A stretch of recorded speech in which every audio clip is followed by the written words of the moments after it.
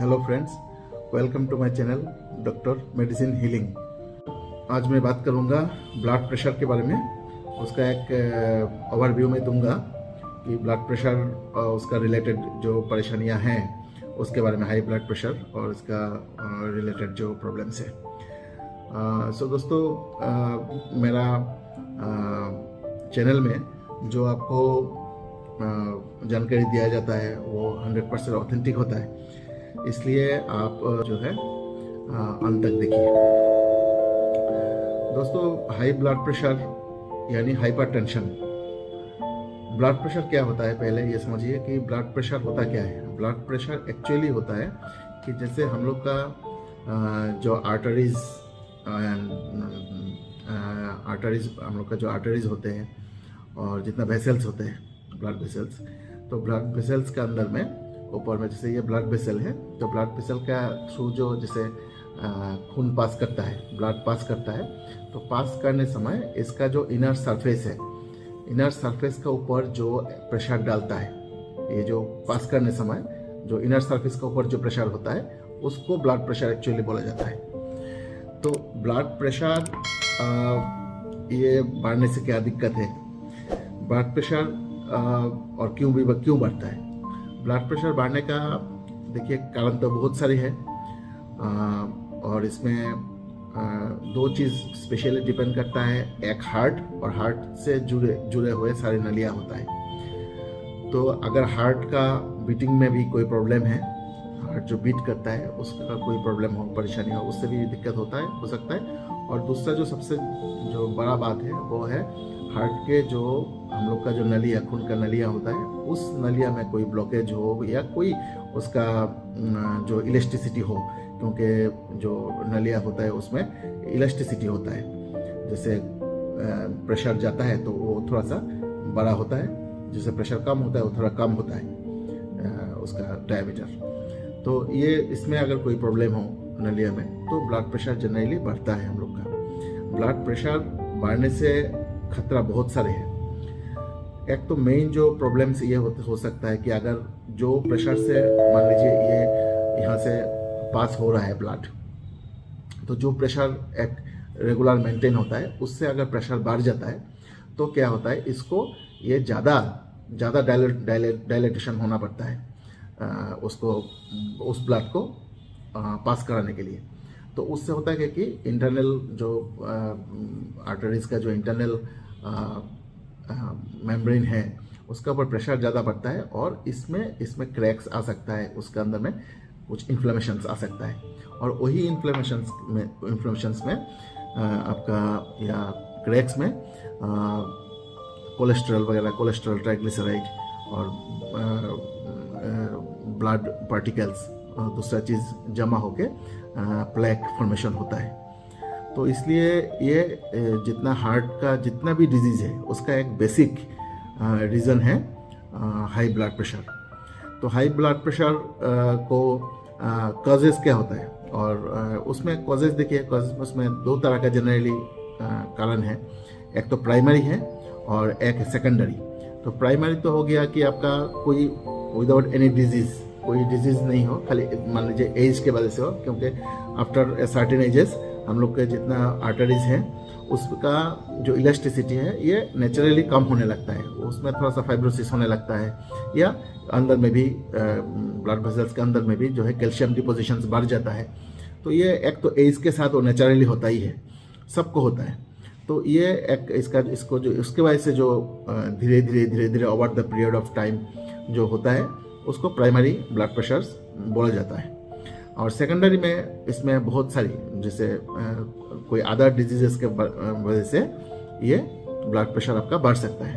तो उसमें कुछ है, ऐसा है कि जैसे किडनी प्रॉब्लम सबको है, किडनी प्रॉब्लम्स के वजह से ये बढ़ सकता है, ये हाइपरटेंशन। और उसके बाद थायराइड का जो ग्लैंड है उससे अगर सिक्रेशन ज़्यादा हो जाए T3T4 का, तो थायराइड ग्लैंड के कोई प्रॉब्लम से T3T4 का सिक्रेशन अगर ज़्यादा हो जाए तो हाइपरटेंशन होता है। और अगर उसका T3T4 का सिक्रेशन अगर कम हो जाए तो हाइपोटेंशन, मतलब लो ब्लड प्रेशर होता है।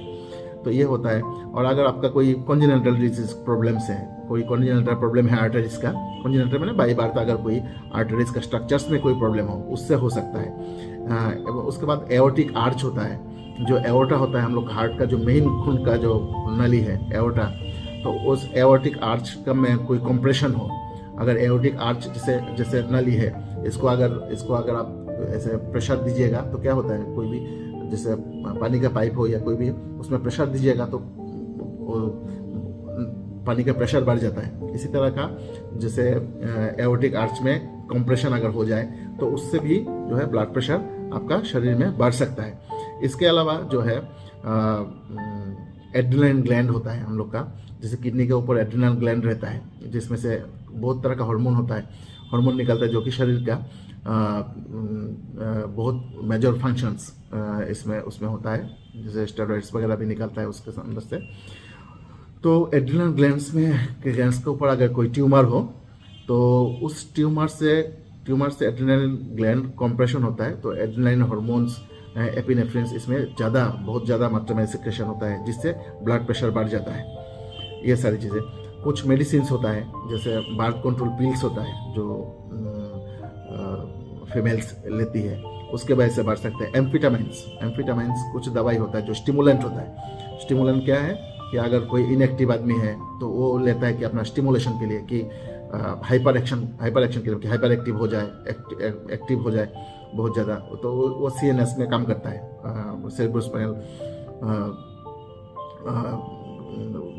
ब्रेन और सेंट्रल नर्वस सिस्टम जो होता है उसमें काम करके वो एक्शन बढ़ा देता है शरीर का। तो वो एम्फिटामिन्स ड्रग्स होता है। कोल्ड के लिए जो हम लोग लेते हैं, कॉमन कोल्ड के लिए जो ड्रग्स होता है, जो ओवर द काउंटर मिलता है आपको, और डिकॉन्जेस्टेंट, जो नेजल डिकॉन्जेस्टेंट नाक वगैरह खोलने का जो ड्रग्स होता है, तो उससे भी आपका बढ़ जा सकता है। आपको कोकेन वगैरह अगर आप यूज़ करते हैं, जो कि ड्रग्स लेते हैं, कोकेन हो गया, अल्कोहल यूज एब्यूजर्स, उनसे भी, अल्कोहल से भी ये बढ़ जाता है बहुत ज़्यादा। और अगर शरीर में जो है आपका पोटेशियम का मात्रा कम हो, देखिए 2 इलेक्ट्रोलाइट होता है, एक सोडियम और एक पोटेशियम। अगर सोडियम का मात्रा बहुत ज़्यादा बढ़ जाता है तो बीपी हाई हो जाता है, और पोटेशियम का लेवल भी अगर घट जाता है तो उससे भी जो है लेस पोटेशियम से भी ये बीपी अनकंट्रोल बढ़ सकता है। उसके बाद अगर पानी आप कम पीते हैं, लेस वाटर इनटेक, और आपका जो है लाइफस्टाइल अगर आपका इनएक्टिव हो, आप अगर कोई मेहनत नहीं कर रहे हैं, अगर आपका एक्टिविटी अगर लाइफ में कम हो, उसके वजह से हो सकता है। डायबिटीज़ से भी कभी जो है उसका कॉम्प्लिकेशन से भी आपका बीपी बढ़ सकता है। इसके अलावा कुछ रेसेस होता है, जैसे अफ्रीकन रेसेस वगैरह, रेसेस में कुछ जाति है रेसेस, तो उसमें भी जो है हाई ब्लड प्रेशर का ज़्यादा देखा जाता है, जैसे अफ्रीकन रेसेस में देखा जाता है। तो ये जो हाई ब्लड प्रेशर है, इसके वजह से क्या क्या प्रॉब्लम आपको कर सकता है। तो एक तो हार्ट अटैक का एकदम मेजर कारण ये होता है, हार्ट अटैक हो गया, स्ट्रोक हो गया, आपका हार्ट फेल्यूर हो गया। इससे स्ट्रोक, हार्ट फेल्यूर सबका basic reason high blood pressure ही होता है। और इसके अलावा एनोरिज्म अगर कोई भी आर्टरीज में या ब्लड वेसल्स में अगर उसमें कोई वीक पार्ट हो, तो वो ब्लड प्रेशर के बारे में वजह से वो एकदम फूल जाता है बैलून की तरह, जिसको बर्स्ट होके बाद में हेमरेज होने का खतरा रहता है। तो ये एनोरिज्म का खतरा बहुत बढ़ जाता है। और आपका आइज़ का जो पतला वेसल्स होता है, ब्लड वेसल्स, वो बर्स्ट करने का चांस रहता है ज़्यादा हाइपरटेंशन के अंदर में। और नोज़ नेजल ब्लीडिंग, नोज़ और आइज़ में बहुत हल्का हल्का पतला, बहुत ही बारीक, और ब्रेन में भी बहुत ही बारीक ब्लड वेसल्स होता है, तो वो बर्स्ट करने का खतरा रहता है। कोलेस्ट्रॉल का भी लेवल बीपी के साथ, इसका तो ऐसा कोई स्टडीज़ कोई ऐसा पुख्ता तौर पर है नहीं, लेकिन फिर भी ये देखा गया है जनरली कि कोलेस्ट्रॉल लेवल और बीपी लेवल्स के अंदर में एक रिलेशन होता है। और उसके बाद ये अलावा ब्रेन में ये प्रेशर के वजह से डिमनेशिया वगैरह, जो आपको याददाश्त जाने का जो खतरा, ये सारी चीज़ हो सकता है। सो ये एक साइलेंट किलर है। इसके डायरेक्ट आपको ब्लड प्रेशर की वजह से तो आपके खून की नली तो बर्स्ट नहीं हो जाएगा, लेकिन इससे कोई भी चीज़, शरीर का कोई भी मेजर प्रॉब्लम हो सकता है, जैसे किडनीज वगैरह, जहाँ भी पतला जो वेसल्स हो जाता है तो वहाँ पे एक मेजर इशू बन जाता है, उसमें मेजर इशू हो सकता है, वहाँ से ब्लीडिंग हो सकता है, हेमरेज हो सकता है, उसके वजह से एनोरिज्म वगैरह तो हो ही सकता है। तो ये चीज़ है, तो ये एक जो है बहुत ही एक बेसिक चीज़ है जो कि डिजीज़ का, हर तरह का डिजीज़ में ये एग्रीवेट करता है। तो ब्लड प्रेशर का देखिए लेवल जो होता है, ऐसे नॉर्मल लेवल तो 120/80 होता ही है, 120/80। तो 120/80 इसमें आपको सिस्टोलिक होता है 120, जो ऊपर का होता है सिस्टोलिक, नीचे का 80 होता है डायस्टोलिक प्रेशर।